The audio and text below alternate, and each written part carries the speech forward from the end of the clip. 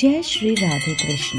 आप सभी का स्वागत है आपके अपने पसंदीदा YouTube चैनल आध्यात्मिक कहानियों में। दोस्तों, आज हम आपको सुनाने वाले हैं माघ मास महात्म अध्याय 1 से लेकर 10 तक। चलिए जानते हैं माघ मास महिमा के बारे में।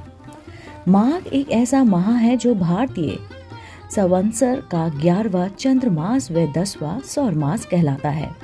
दरअसल मघा नक्षत्र युक्त पूर्णिमा होने के कारण ये महीना माघ का महीना कहलाता है।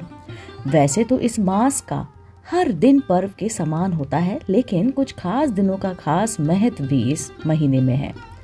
ब्रह्मा, विष्णु, महेश, आदित्य, मरुदग तथा अन्य सभी देवी देवता माघ में संगम स्नान करते हैं और ये मान्यता भी है कि प्रयाग में माघ मास में 3 बार स्नान करने का फल 10,000 अश्वमेघ यज्ञ से भी ज्यादा होता है। पूरे महीने माघ स्नान करने से और करने वाले मनुष्य पर भगवान विष्णु प्रसन्न रहते हैं तथा उसे सुख, सौभाग्य, धन, संतान और मोक्ष प्रदान करते हैं। यदि सकाम भाव से माघ स्नान किया जाए तो उससे मनोवांछित फल की सिद्धि होती है और निष्काम भाव से स्नान किया जाए तो वह मोक्ष देने वाला होता है। ऐसा शास्त्रों में कहा गया है। मान्यता तो ये भी है कि इन दिनों में प्रयागराज में अनेक तीर्थों का समागम होता है, इसलिए जो प्रयाग या फिर अन्य पवित्र नदियों में भी भक्ति भाव से स्नान करते हैं वे अनेकों पाप और कष्टों से मुक्त होकर स्वर्ग लोक में स्थान पाते हैं। श्री रामचरितमानस के बालखंड में लिखा है, माघ मकर गति रवि जब होई, तीरथ पतित ही आव सब खोई। धर्मराज युधिष्ठिर ने महाभारत युद्ध के दौरान मारे गए अपने रिश्तेदारों को सद्गति दिलाने हेतु मार्कंड ऋषि के सुझाव पर कल्पवास किया था। गौतम ऋषि द्वारा शापित इंद्रदेव को भी माघ स्नान के कारण श्राप से मुक्ति मिली थी। माघ मास में जो पवित्र नदी में स्नान करता है उसे एक विशेष ऊर्जा प्राप्त होती है, जिससे उसका शरीर निरोगी और आध्यात्मिक शक्ति से संपन्न हो जाता है।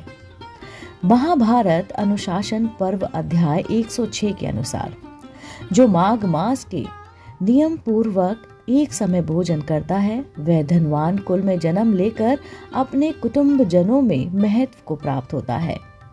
पद्म पुराण उत्तर पर्व में कहा गया है, जैसे ग्रहों में सूर्य और नक्षत्र में चंद्रमा श्रेष्ठ हैं, उसी प्रकार महीनों में माघ मास श्रेष्ठ है। माघ में मूली का त्याग कर देना चाहिए। देवता और पितर को भी मूली अर्पण नहीं करनी चाहिए।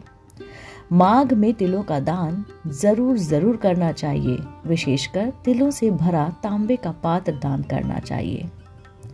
महाभारत अनुशासन पर्व के 65वें अध्याय के अनुसार जो माघ मास में ब्राह्मणों को तिल का दान करता है वह समस्त जंतुओं से भरे हुए नरक का दर्शन नहीं करता। श्री हरि नारायण को माघ मास अति प्रिय है।